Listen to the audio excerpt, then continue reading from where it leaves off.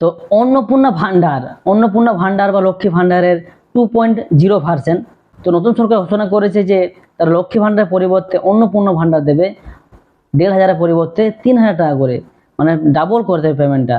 তো একটু কারা কারা পাবে, কি কি প্রসেস, আবার নতুন করে অ্যাপ্লাই করতে হবে না কি কি করতে হবে, তোমাদের সব কিছু বলে দেবো। এবং যারা ডিলিট ভোটার, যাদের নাম ভোটার লিস্টে বাদ গেছে, তারা কি পাবে? তো অনেক প্রশ্ন আছে, অনেক গুজব আছে, অনেক ডাউট আছে, তোমাদের সব ডাউট আজ ক্লিয়ার করে দেবো, একদম জেনুইন খবরটা পাবে।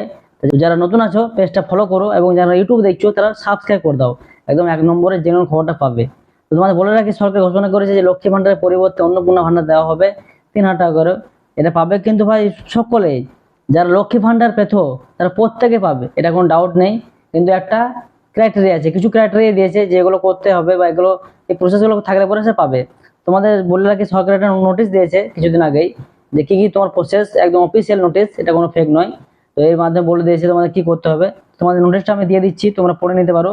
আমি আর তোমাদের বুঝিয়ে দিচ্ছি বাংলাতে।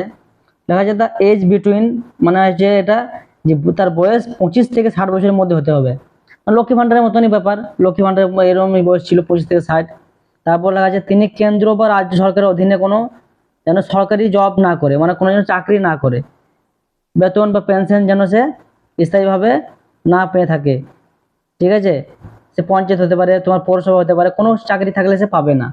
তারপর লেখা আছে, তিনি কোনো আয়কর দিচ্ছেন কিনা, মানে সে যদি কোনো আয় দেয়, ইনকাম ট্যাক্স দেয়, তাহলে কিন্তু সে পাবে না।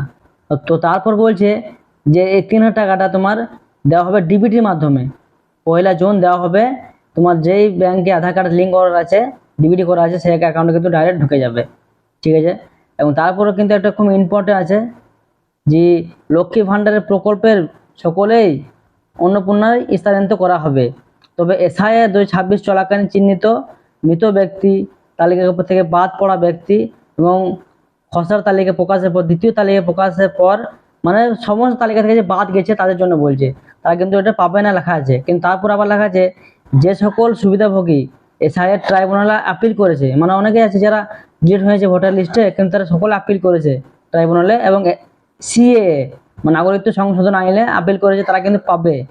যতক্ষণ না তাদের নিষ্পত্তি হচ্ছে, মানে যতক্ষণ না তাদের এটা বিচার হচ্ছে যে নাম থাকবে না থাকবে না, এটা হওয়া পর্যন্ত কিন্তু তারা পাবে।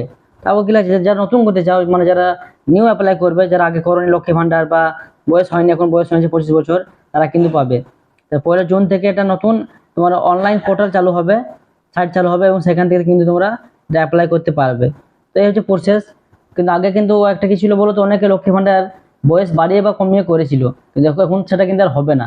এখন একদম তোমার নিখুঁত বয়স চাই, 25 থেকে 60 বছর বয়সের মধ্যে বয়স হলে তবে তোমরা পাবে, তারা কিন্তু পাবে না। তো এই যে তোমার পুরো সিস্টেম। তো যারা যারা ভালো লাগলো একটা কমেন্ট জানাও, যে কেমন লাগলো, বুঝতে পারলে কি পারলে না, না বুঝতে পারলে বড় কমেন্টে জানাও, কোনো ডাউট থাকলে পরে জিজ্ঞাসা করতে পারো। ঠিক আছে, তো সকল